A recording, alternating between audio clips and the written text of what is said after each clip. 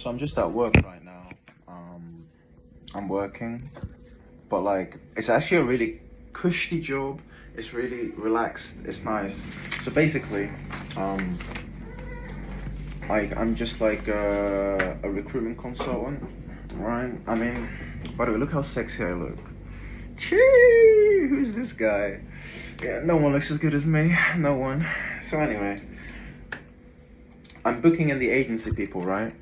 Um, I don't like wearing suits, so I'm wearing like my gym clothes. It's all good. Um, I book in the agency people for like different shifts. Morning shift, night shift. Um, there's no one in the office. I'm completely alone. I can chill. After I do my job, which doesn't take long, then I can go for a walk. I can go home for like an hour. I can have break time. Um, I thought someone was gonna come in the room, but also, every now and then someone comes in and asks me to like fill out like a holiday form for them or like check their P45s or whatever. It's fine. It's whatever. But basically, what did I want to talk about? I want to talk about fear and my mother's fear in particular, and actually my auntie and her family. So I don't speak to them. I haven't spoke to them in months actually, and this was growing up throughout my life. My mum's family, so my mum, her mum, so my grandma, and my mum's sister was, we moved to the UK like all together as like a family. Actually, we moved here first and they followed us, right? It was sort of like it was like an opportunity, maybe. I mean, that's all it takes in humans, right? If one person gets an idea, then the other ones follow, right?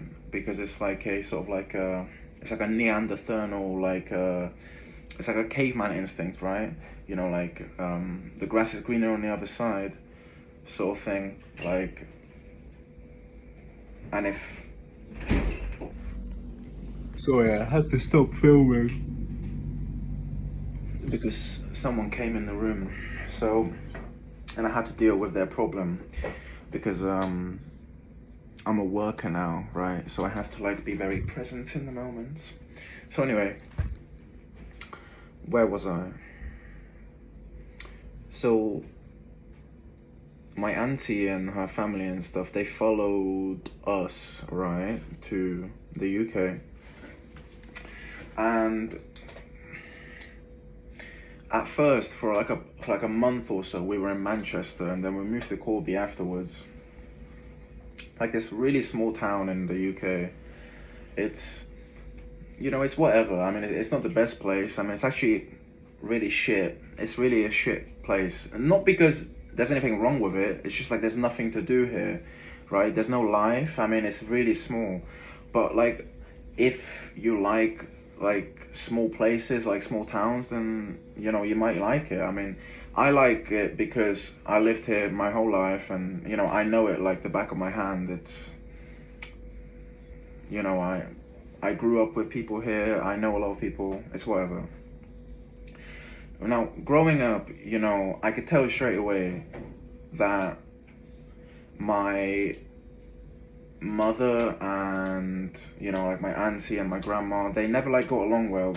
It's clear that they have like some sort of like a childhood trauma, like a bond, right? The trauma bond thing, sort of thing. I mean, this was beyond my time, but now that I'm older, now that I'm wiser, now that I'm aligned with God, I can look into these things without fear. And I can already tell they probably don't like me talking about these things, but I don't care. Sorry, I don't care. Because I'll talk about whatever I want. I'm not afraid of any man, of any woman, whoever it is, family, friends, nothing. If there's something on my mind and I want to speak it, I will speak it, because that's truth, right? And I'm not afraid of anyone. Zero fear. I train my body, I exercise, I go to Muay Thai, I know how to fight, how to protect myself, and I know no one's gonna harm me, but I'm a good looking guy, I'm intelligent, I have nothing to fear, especially that I'm aligned with God, I thought someone was going to come in the door again. It's a bit annoying because I have to keep an eye on the door, so I can't be myself. Well, I can, but I have to be a bit more alert, a bit more aware. So anyway,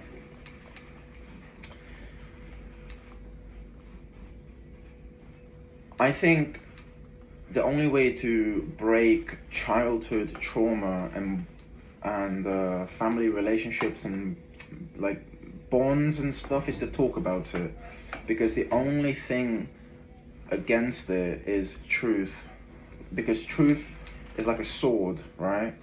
I mean, it's sharp, it's painful, and it's the strongest thing there is. I mean, it's in the Bible.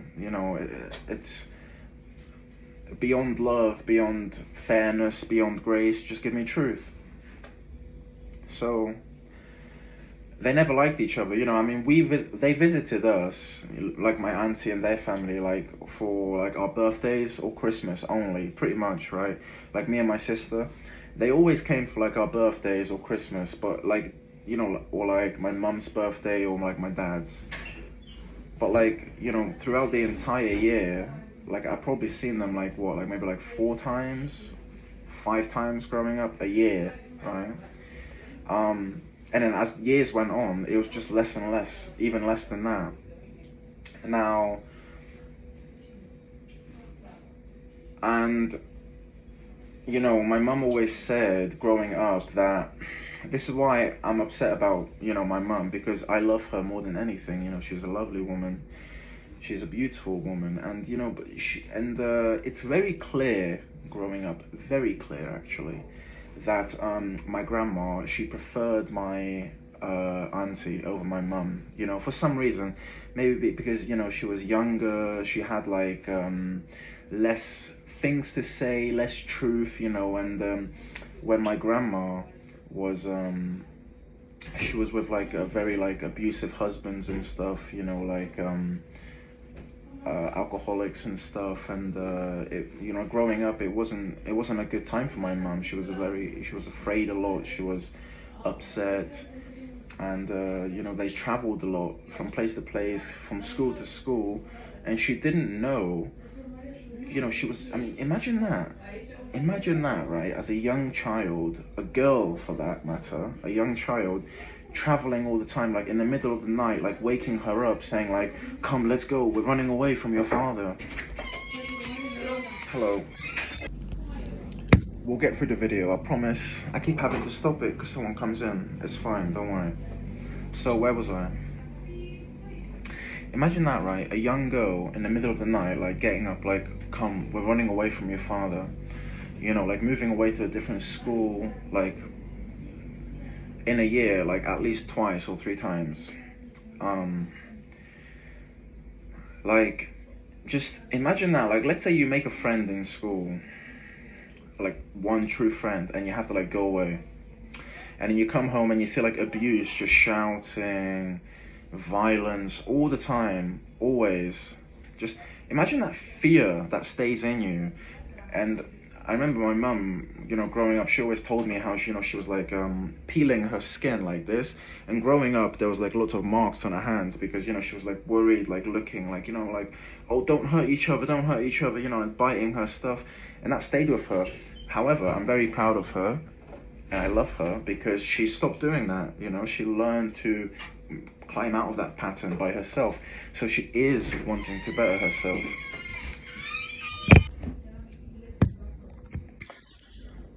We'll try one more time.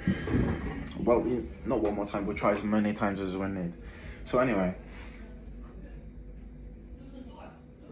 it's a shame. And I'm not making this video to blame anyone, to bring up old trauma.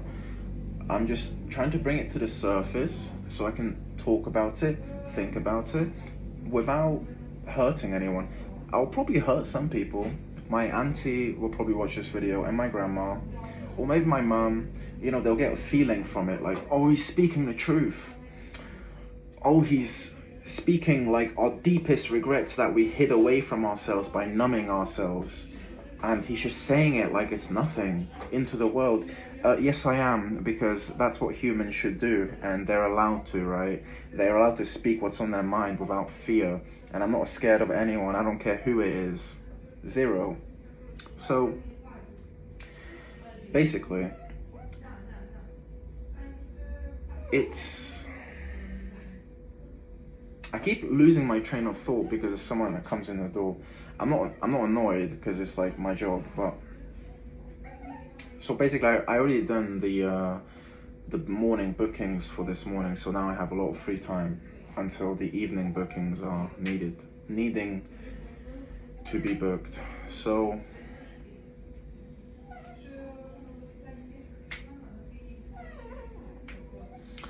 my mum, so she grew up with like a lot of pain and a lot of stress, but she did her own thing despite it all.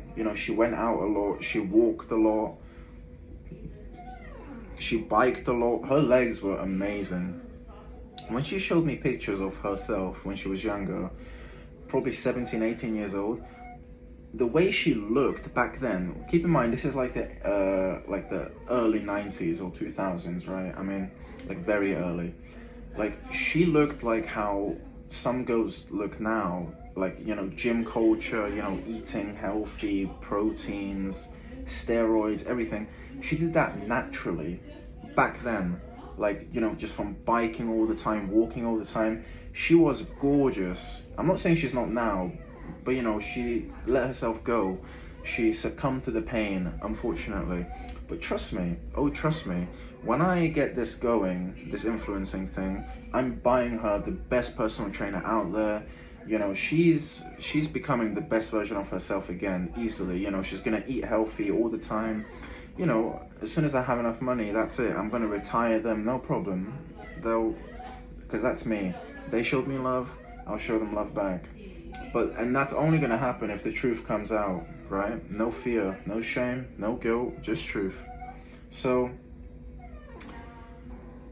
she looked crazy good. Like, I'm comparing it to some girls I see at the gym today. Like, they have nothing on her, zero. Like, and she was just biking. She wasn't even going gym, just biking all the time, walking all the time. Like, think, maybe that's why I'm a pilgrim. Maybe that's why God told me to walk all the time. Like, I'm walking like 45,000 steps, 30,000 steps easily, like daily when I have time off work. Maybe that's why, because it's in my blood, it's in my genetics, because she did that, so that's why I'm doing that. That's why I have amazing legs. Actually, it's a bit weird, but I want to show you my leg. I hope no one comes in the room. That'll be a bit weird. But this is the genetics that she gave me.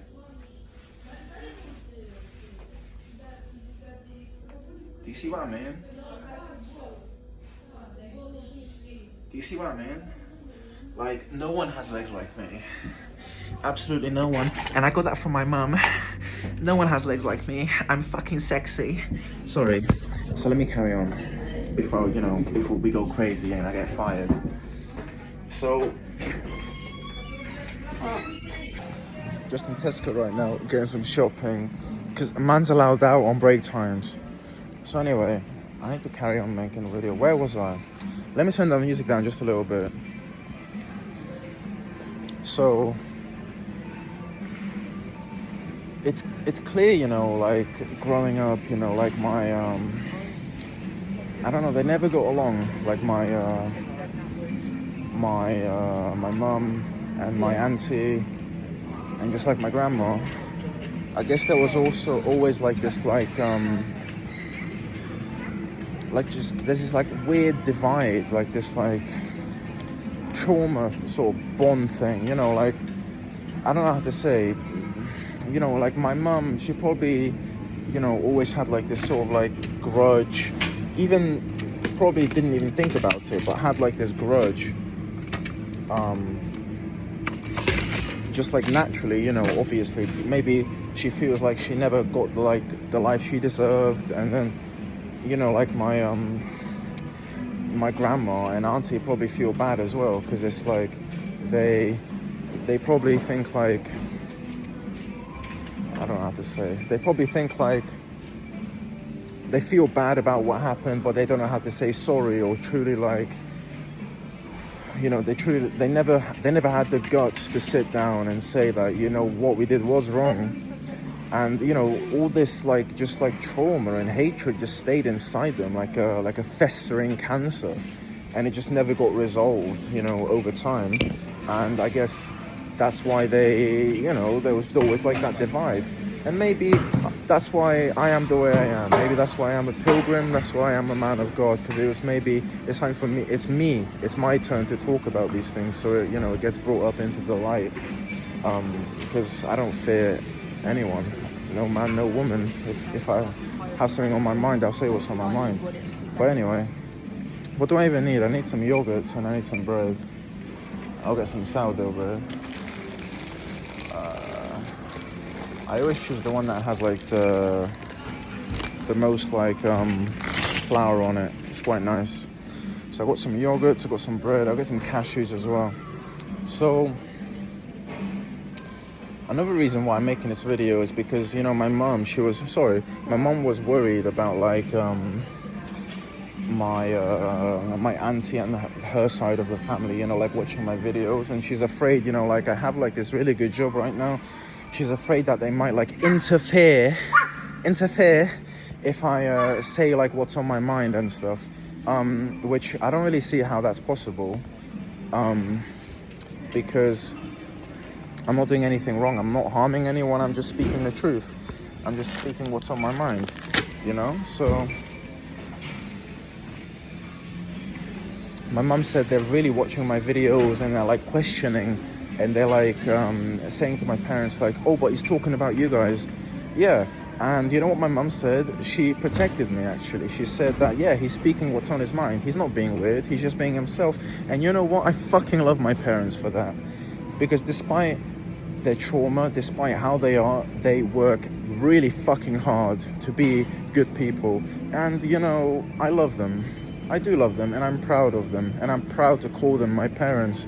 So I don't give a fuck what anyone says, because I love them. And also, you know why my auntie says that? Because she's worried. She's worried that I'm going to speak the truth about their life and what's, you know, what they're thinking and what they're doing. But I'm not afraid to say what's around me and what's around my life and my, I don't know, I guess my generational trauma, because that's how the trauma gets broken, by being talked about, right? By truth. Because truth breaks illusion. And illusion is what keeps people stuck as slaves. Not just to mankind, but to themselves. So I'm gonna keep making the videos. If I have something on my mind, I will speak it. I'm not afraid of hurting anyone's feelings. I'm not afraid of saying too much, because that's just it's fear talking and it's irrelevant bullshit. So yeah, and you know what, I'm proud of my parents for trying hard and just being themselves and listening and trying. I mean, my dad and I never fight anymore. Growing up, we fought a lot because he tried to fix me and tried to change me in a sense of how he thought the world was safe in his own eyes, which is not bad. That's just how he thought the world was. And, you know, we learned to deal with each other. You know, I don't see him often now, but if I do see him, you know, we'll play some chess, or like we'll like you know, we'll go for like a motorbike ride or something, and you know, it's fine. And whenever I see him, there's like no bad atmosphere whatsoever. You know, it's just like you know, we'll talk like nothing happened. Like he's just like another friend to me. And you know, that's how it should be. I'm gonna get the white Monster. It's the best one. It's like citrus flavored. So that's how it should be. And my mum, she's learning not to interfere with me, not to control me, not to lead with fear. Even though today she did lead with fear, saying like, don't talk about certain things because they might report you and you might lose your job. That's fear talking, right?